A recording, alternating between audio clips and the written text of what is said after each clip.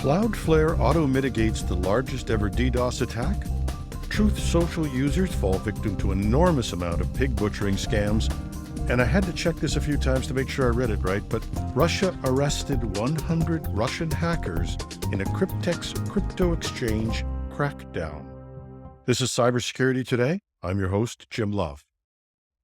In a story we covered on our sister podcast, #Trending, Cloudflare not only took on and defeated a patent troll, not only won for themselves, but appears to have wiped out that troll's entire patent portfolio.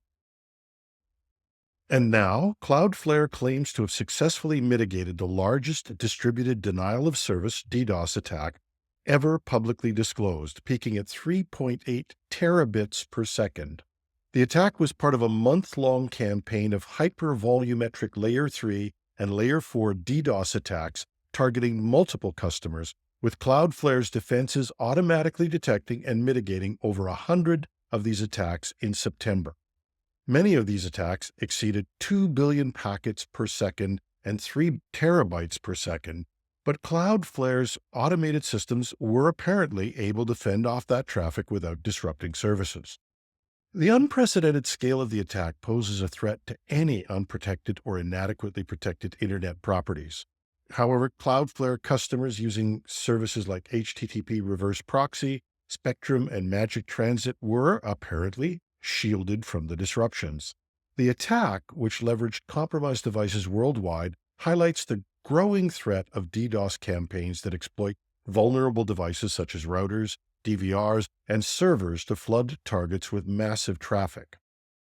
Cloudflare says that its use of a global Anycast network and advanced software-defined DDoS mitigation techniques are allowing it to spread and absorb the attack across multiple data centers without impacting performance. The company utilizes dynamic real-time signatures and extended Berkeley packet filters to quickly identify and discard malicious packets, ensuring legitimate traffic continues to flow smoothly. The Cloudflare blog that details all of this is quite an interesting read. There's a link in the show notes if you want to check it out. Russian authorities have arrested nearly 100 individuals. Yes, I said it right. Russian authorities have arrested nearly 100 individuals linked to the Crypteks cryptocurrency exchange and other platforms used for illegal transactions, marking a rare crackdown on a domestic cybercriminal network. Among those arrested was Sergei Ivanov, the alleged founder of Crypteks, who was described by Russian federal police as a key suspect in the investigation. The arrests follow the United States' recent sanctions against Crypteks and Ivanov for allegedly laundering over $720 million for Russian ransomware groups. Russia's Federal Investigative Agency also targeted 33 other online services allegedly involved in selling stolen credentials and transferring illicit funds.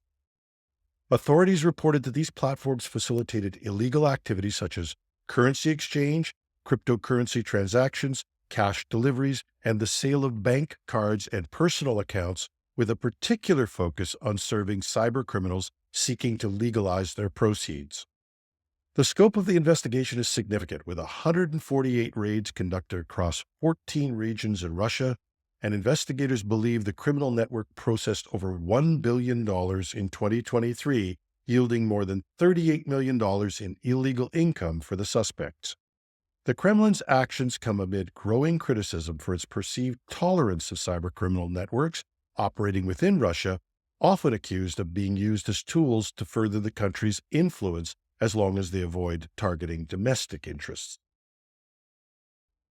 And I thought about whether we'd post this story because we don't want to get into arguments about politics or religion, but it's a legitimate story first published in the tech blog Gizmodo, and I think it has some information that is useful to all of us.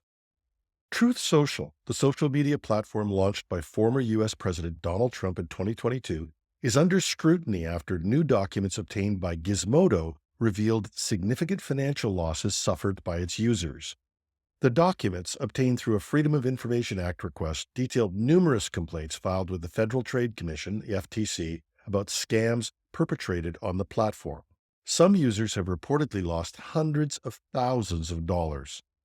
Scammers have reportedly used Truth Social to target vulnerable users, particularly older individuals, convincing them to invest in fraudulent schemes. In many cases, victims were contacted by scammers on the platform and then directed to continue conversation on apps like WhatsApp. Once trust was established, scammers lured users into investment opportunities, resulting in losses that sometimes amounted to hundreds of thousands of dollars. One elderly user reported losing $170,000 after being scammed by someone they met on the platform who promised to help them recover funds lost in a previous scam. The scams on Truth Social often follow a method known as pig butchering, in which victims are encouraged to make larger and larger investments under the belief that they're making wise financial decisions. The scammers then display fictitious account balances to make it appear as though the investments are growing, only to demand additional fees or taxes when users attempt to withdraw their funds. Many victims, including one man in his 60s who lost $500,000, have reported being unable to access the funds that they were told they had accumulated. Gizmodo attempted to contact representatives from Truth Social but received no response. A representative from the MZ Group, which works for Truth Social's parent company, Trump Media and Technology Group, stated there was a robust team working to identify scams and ban scammers. The article from Gizmodo has a long and comprehensive list of the various scams. We've included a link to it in our show notes. And that's our show for today. You can find links to reports and other details in the show notes at technewsday.com. We welcome your comments, tips, and the occasional bit of constructive criticism at editorial@technewsday.ca. I'm your host, Jim Love. Thanks for listening.